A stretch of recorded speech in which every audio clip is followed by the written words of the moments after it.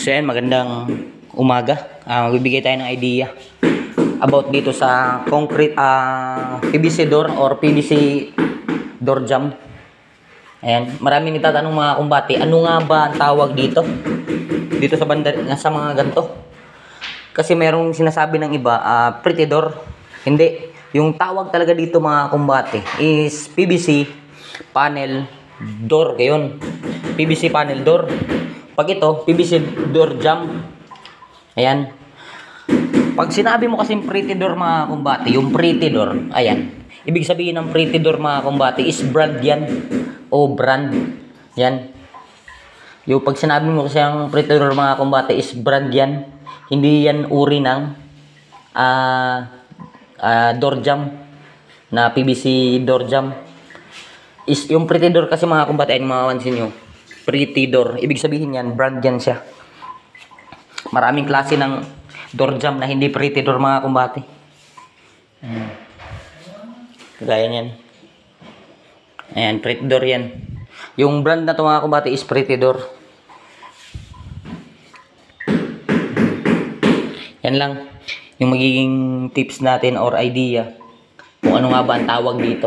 Kasi pag merong iba anong bibili natin materialis kagaya nito? Pag sinabi mong yung PVC panel door, pag sinabi na yung pretty door, hindi.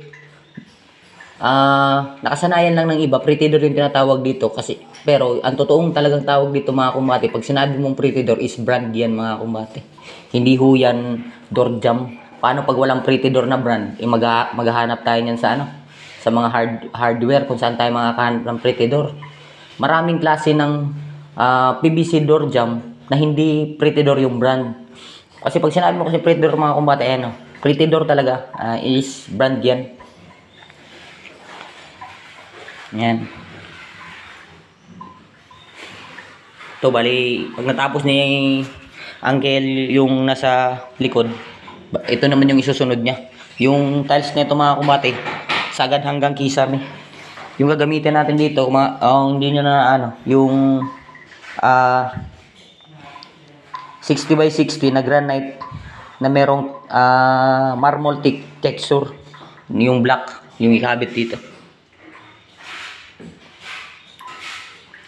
Ayan.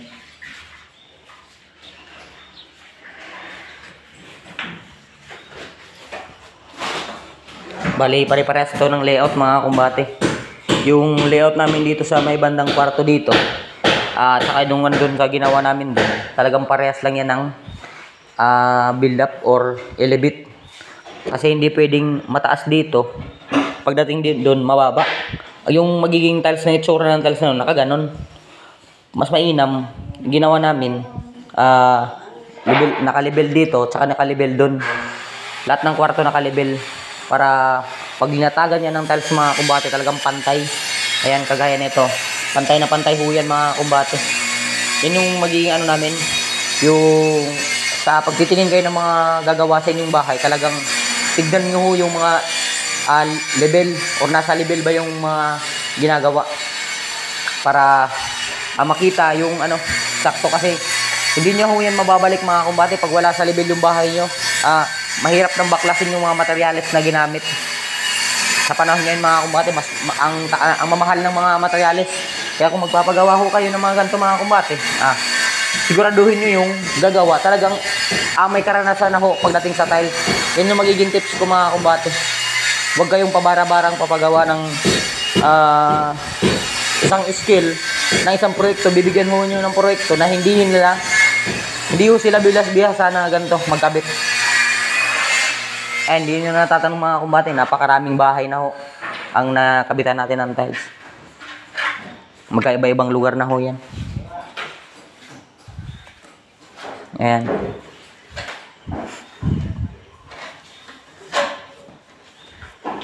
Magkatuwang silang dalawa. Kuha lang tayo ng content video mga kumbate pagdating dito. Tayo rin natatapos niyan.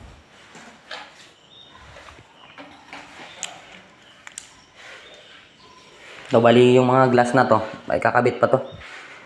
Hindi ko lang base sa pag-ano ko, meron daw dito mga kumbate, lalagyan daw ko to ng cabinet. Ayun yung sabi ni boss.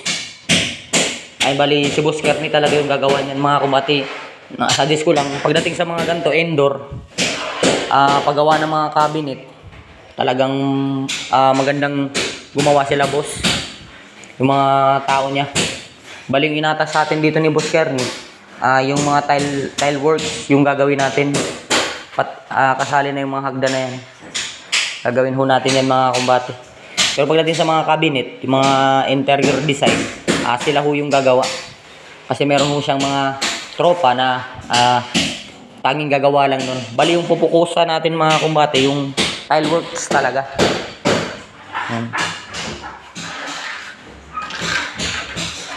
So, bali, konti na lang. Nagkulang lang kami ng tiles sa part dito. Bali, 2 piraso yung kulang. Pag umabot na yung 2, siguradong tapos na to.